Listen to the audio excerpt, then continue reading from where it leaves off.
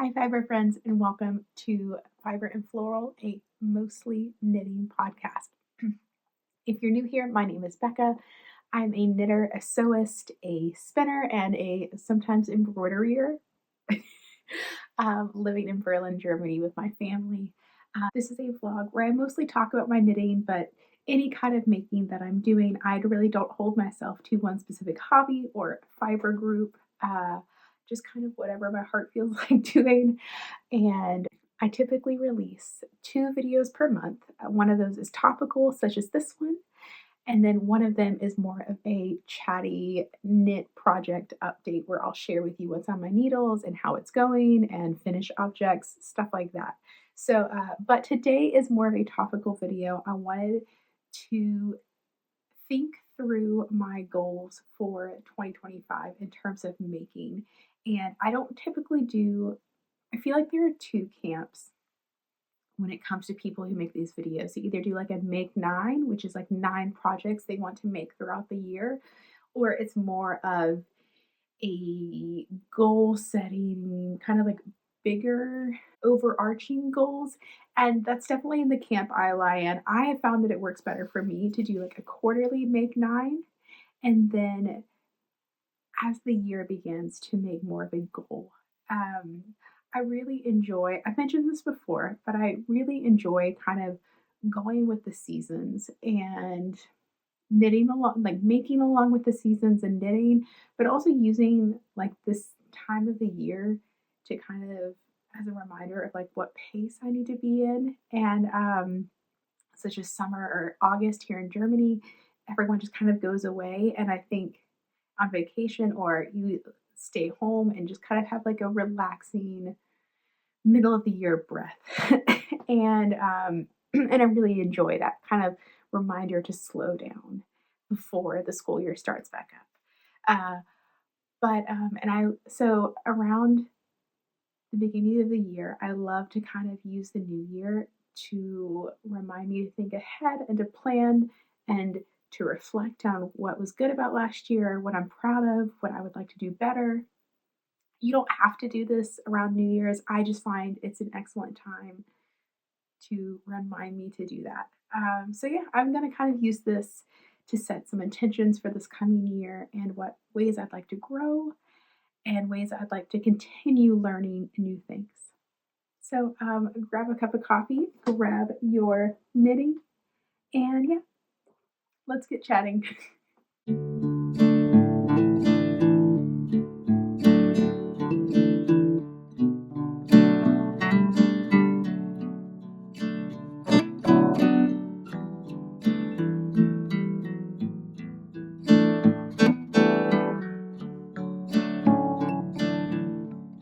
So my first goal of 2025 is in terms of stash.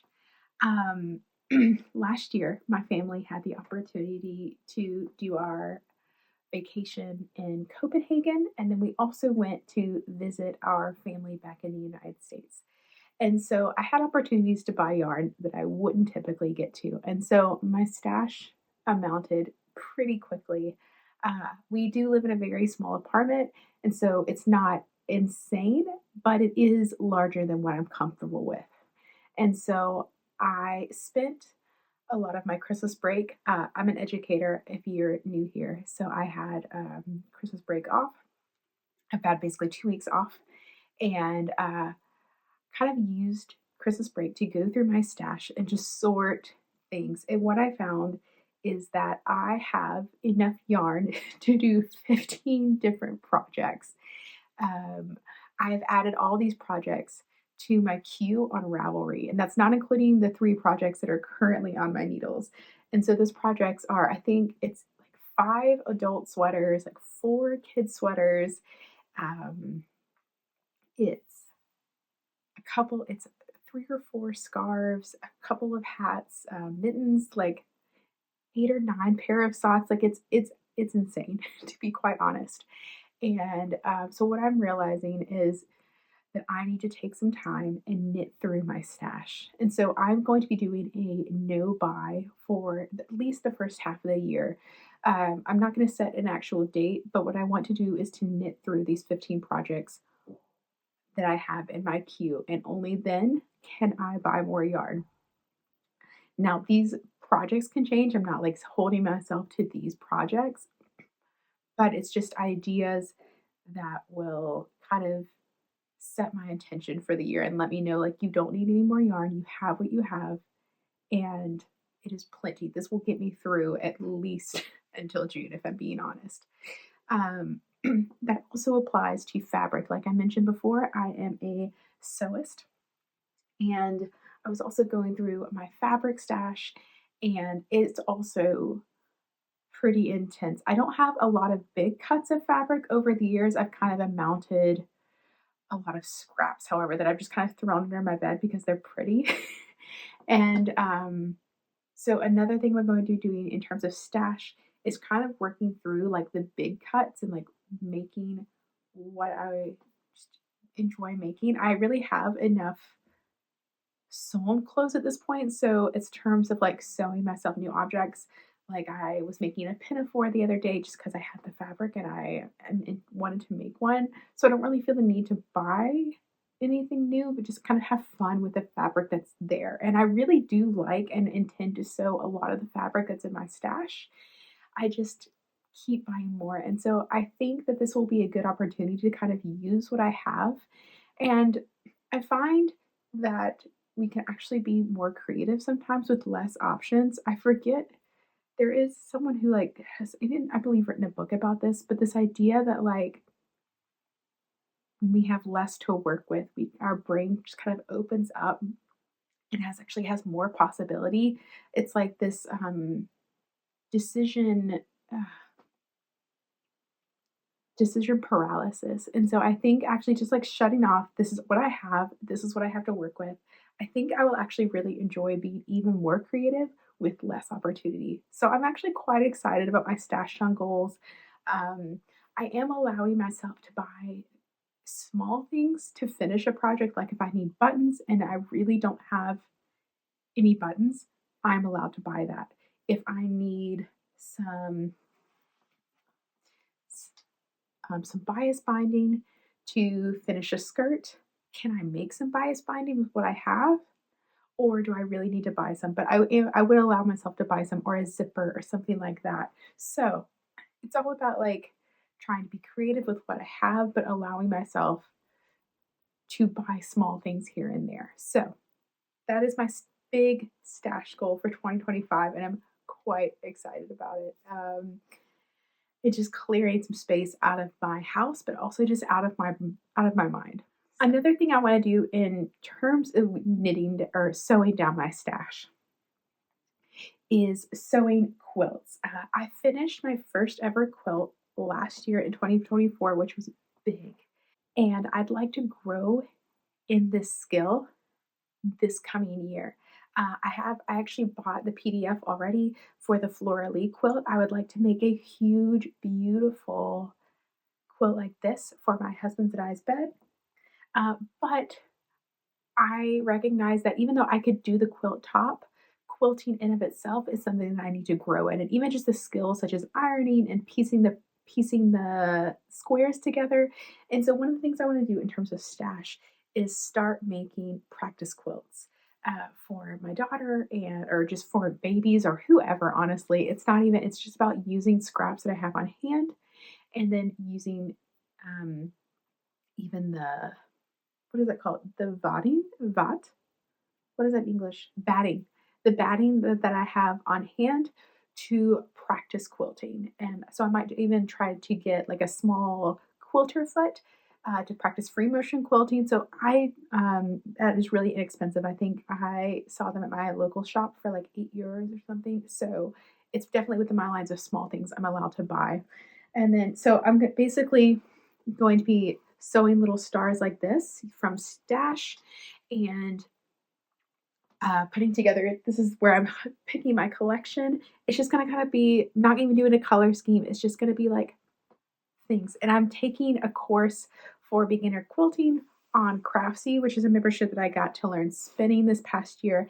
And I've already found myself in just even taking a course of like learning the different ways to iron so that you really get those crisp corners or different ways to true the squares, which is like basically making sure the squares are perfectly 3 inches by 3 inches. So I feel like I've already learned a lot, even in the week that I've kind of been doing this practice. I've only made one square, and then I put together a little project bag for my January socks. I'm actually really proud of this.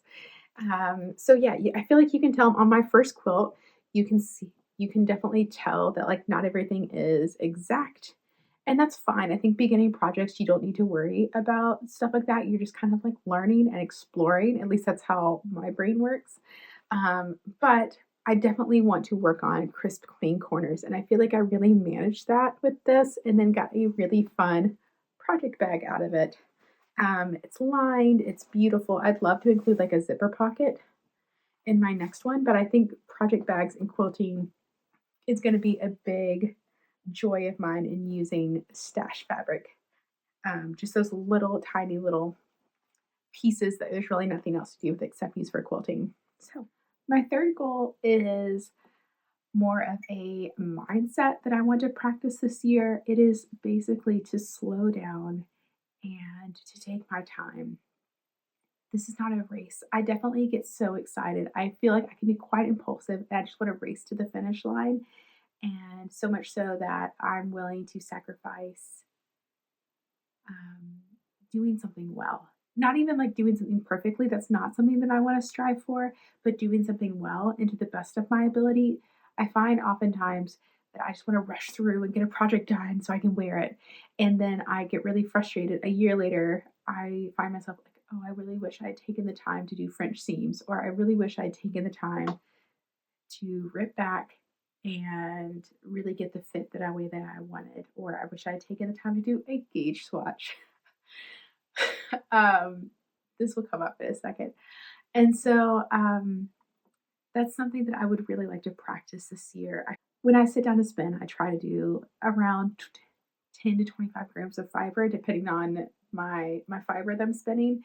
And I found myself kind of rushing through it so I could get to the next thing. And I had to stop myself and be like, if you don't want to do this, you don't have to. It's a hobby. You don't have like, yes, you want my like I in my head I try to spin every day to kind of develop my practice and get better, but I don't have to. And so I kind of just like, you know what? I'm not going to rush through this. If I'm not in the mood to do this, I'm not going to. And so I put it down and I came back in an hour and really just took my time with it. And so I think that's something that also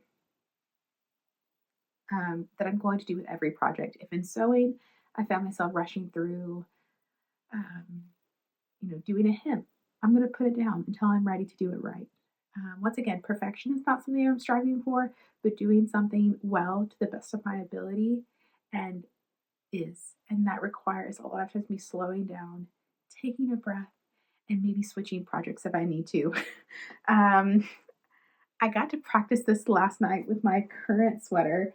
I started the Rund i Dalen by Kristen Viola Ogdegard. And basically, it's a bottom up sweater. And I cast it on New Year's Eve. I've posted a lot about this, and I did roughly 25 centimeters of the body before realizing that my gauge is completely off. I did do a gauge swatch in stockinette and was fine. But when I do color work, I'm such a loose color work knitter that it had just gotten like my sweater was 10 inches larger. It was insane. I didn't think I was that loose of a colorwork knitter. And so it was really painful. And I like complained to my husband for 10 minutes before doing it. And I had him sit with me and watch a TV show so I could distract myself. But I ripped out all the 25 centimeters of intense color work on the body and I started over. And I actually started over and I modified it to be topped out, which I think I'm going to like anyways better. I wanted to give bottom up a try, but there were certain places that I wanted the color work to hit. Like I wanted the triangles at the bottom to hit where my waist is, and there was just no way to do that with doing bottom up. And so I took the opportunity to start back over and to modify it to be top down. And I'm going to do the whole sweater again in 3 millimeter, going down a needle size. And I'm going to just keep checking my gauge as I go. And if I need to rip back and knit tighter, I will do that. So that leads me to my next goal, which is to do an all over colorwork sweater. I might actually do two because I had so much fun knitting the color work, even though I had to rip it all back. That I didn't mind ripping it all back because I mean I did, it hurt me, but I was just having so much fun knitting the color work. I wasn't expecting. I found it to be really fun. This is my first time knitting a traditional kind of color work. Um, and so that means that you don't have to worry about catching floats because all the color work is made so that you don't have to. It's just like I think the highest um, float I have so far was 4 stitches. And so it's just really, really fun. It went so fast. I mean, I knit 25 centimeters of body in 5 days. So I'm really excited. I was enjoying this basically so much that I basically already decided to knit another one of her sweaters from I have her book, The 1 Year with Cardigans. And so I'm going to knit two full on colorwork sweaters this year from this book. And I think they're stunning. These are going to be like heirloom pieces that hopefully I pass down to my girls. And yeah, I'm excited to knit them up. And it's just been a joy to knit, even though I did have to take it all back. Like I said, it's been so much fun knitting the color work in these books that I really don't even mind. I'm excited to just prolong the project. Last year, my goal was actually to learn colorwork knitting. And so this was my first colorwork sweater that I ever did. It was my big goal for 2024. And I I did it. As you can see, by the end of 2024, I think I had knit 6 colorwork sweaters. 4 of those, 3 of those were for my members of my family, and 3 were for me. And then I had knit 2 Intarsia sweaters for my girls, and I had knit 4 colorwork socks, I believe. So I definitely made that goal, and I am just so happy that I learned a new skill. And really enjoy it. It's a technique that I really, really love. And I think just adding color to your knits is so much fun, and following the pattern is something that I really enjoy. I feel like there are knitters who either love texture or love color work. And I can say that I want to knit more textured garments, but I really enjoy knitting color work. Um, Before I forget, if you're interested, this is the Marika DK by Along Avec Anna. I have her book, Beginner Colorwork, and I have a whole video about this. I mention this quite a lot because I just love her book. I found it was a great learning, a great way to learn colorwork for me. It's just, I got it for last year for Christmas, and I read it all in like an evening basically. And it's just everything you need to know about colorwork right there, no searching. It's basically just a colorwork Bible. And just, I cannot recommend this book enough. And this pattern is not in the book. I bought this separately, but it is one of her patterns. And it's great for color work because you also don't have to worry about floats. You start off really easy with like a 3-1 color work and then 1 by 1 color work. And then this is just 3, 3, 3, 3. So there's no catching floats in this entire pattern. And then all the increases are done in these pockets of single color so that you don't have to worry about doing color work and increasing at the same time. My only issue with this pattern was that there is no short row shaping under the sleeves so that the hem is also in a circle. But that could easily be added in. I had never done short row shaping under the arms. This is also one of my first colorwork yolks. Yolks? Yolks. Yolks.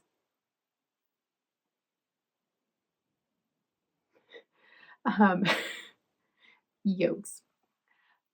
Um, so that's something that if I were to remake this sweater, I would go back and change. However, and maybe you would be interested in changing it. However, it is a stunning sweater. I wear this quite a lot, and I can't say enough good things. It would be a great pattern for a first colorwork sweater. And then going in the complete opposite direction, My fifth goal is to knit simple, wearable pieces. Like I'm talking boring stockinette sweaters, um, which there are definitely other words you could use besides boring. I find them boring to knit. I like a pop of something, whether it's texture or color work or whatever. That's very much my vibe. However, in terms of like wearable wardrobe staples, I definitely wear pieces and need more pieces that are simple and elegant. And I see them on other people and I love them. And all of the boring stockinette pieces that I have, I wear so much. But I keep putting off making more because they're not so fun to knit for me. So, one of my goals this year, though, is to take time and to knit pieces that are classic and elegant staples for my wardrobe. And so, basically, how I'm going to do this is that every other garment has to be an, a wear like a basic piece. And so, I'm going to knit this all over colorwork sweater, but then I'm going to go and knit the DRK Everyday Sweater by Andrea Mowry, and then maybe I'll knit something else that's really fun or textured or whatever. And what's funny is like the same thing happened to me when I was sewing and kind of starting my handmade wardrobe journey. I got so excited to knit like all the floral dresses that I didn't make a basic t-shirt for years into my sewing journey. I was like, I don't have time for boring t-shirts. I just want to make floral dresses.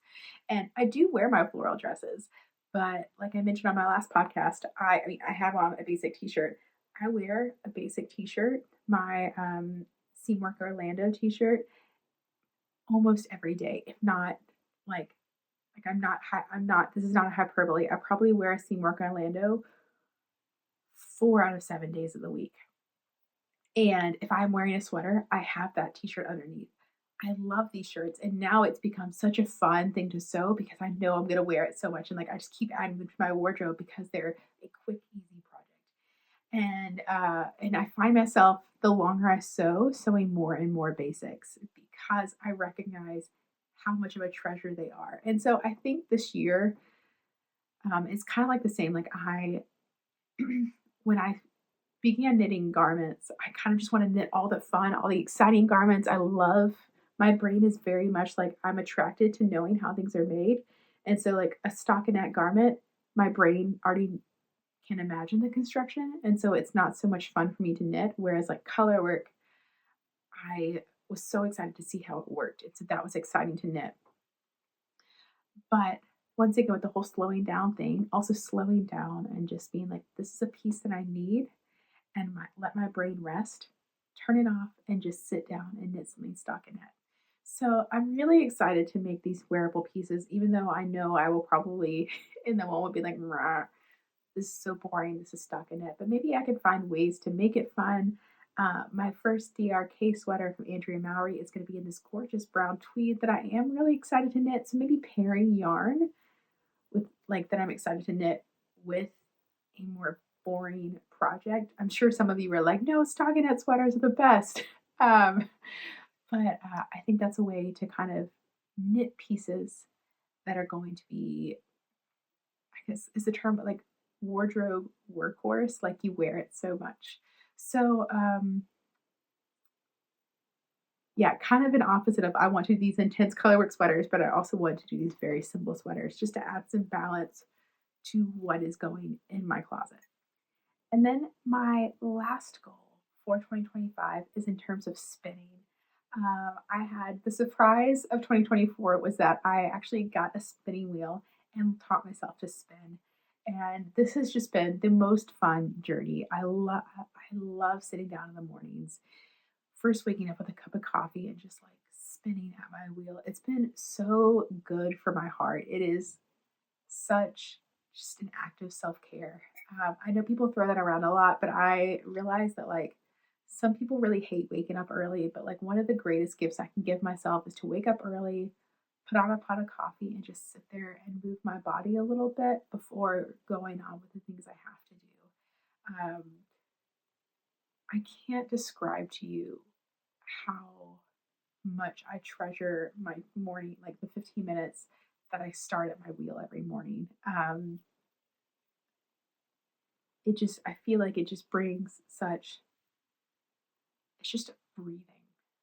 It very much ties in with my slowing down and just sets an intention for the day. I'm definitely someone who is constantly zooming, and people at work make fun of me because I'm just constantly moving around and I can't sit still, even if it's like part of my job is sitting still. And like, yeah, it's probably where I work with kids. But yeah, those times at my wheel. And so, um, just continuing this habit and being more consistent with it, not because I have to, but because it's really good for me and I enjoy it.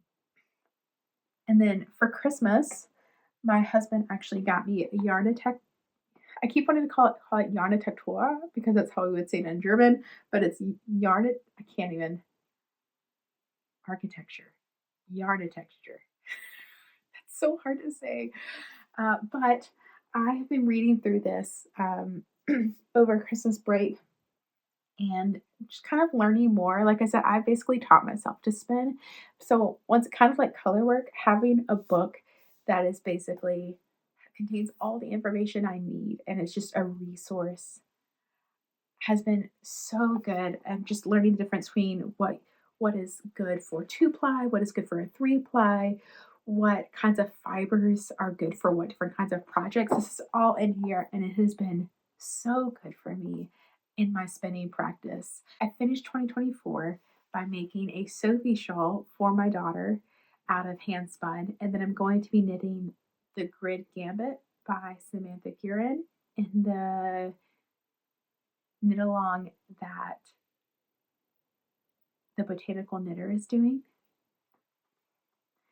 But in addition to those things, I think it would be really good to start working towards. I'd love to do a sweater spin. I have like 400 grams of fiber that I've dyed all in one shade that I would love to spin into a sweater. Um, I'm still trying to decide if I'm going to do 2-ply or 3-ply. Based off of her recommendations, I think I'm going to do a 2-ply. I just think also 3-ply for my first sweater spin is going to take a long time. So, but I want to try a 3-ply. So I think I'd like to try a 3-ply sock. So those are two different things. I'd like to do a 2-ply sweater yarn and a 3-ply sock this year. Not saying when I'm going to do it, but I'd like for it to be on my spinning list and just to learn more. I'm still learning. I'm still so new to spinning that I feel like I'm just enjoying and exploring a lot. And so these are all different kinds of things I just want to try. And if they turn out badly, that's okay because I'm still learning. It's not like with knitting where I kind of have an idea of what I like to do and go in those directions. I feel like with spinning, it's just I'm still in the exploring, having fun, crazy, wild stage, and I'm really enjoying it. It's brought so much joy to my life. I am so glad that I discovered this part of knitting. And I mean, I know spinning is a hobby in of itself, but kind of adds a new, it relates to knitting, obviously. So yeah, those are my goals for 2025. In a very broad, overarching kind of way. There's no really concrete goals per se, but it will definitely set my intentions with how I go about this year. So, yeah, thank you for listening. I would love to know if you have any goals for 2025 or if there are any things challenges that you want to try this year. Like I said, if Colorwork is on your list, I can definitely recommend the book by Along Avec Anna. You can check out a video that I believe is episode 3 of my podcast and all about my first experience knitting this. Or if spinning is something you're learning as well, please reach out and we can share what we don't know. But yeah, thank you for being here. I hope that the start of your year has been full of joy and peace and rest for you. And yeah, all the good things for you in the coming year. Bye, friends.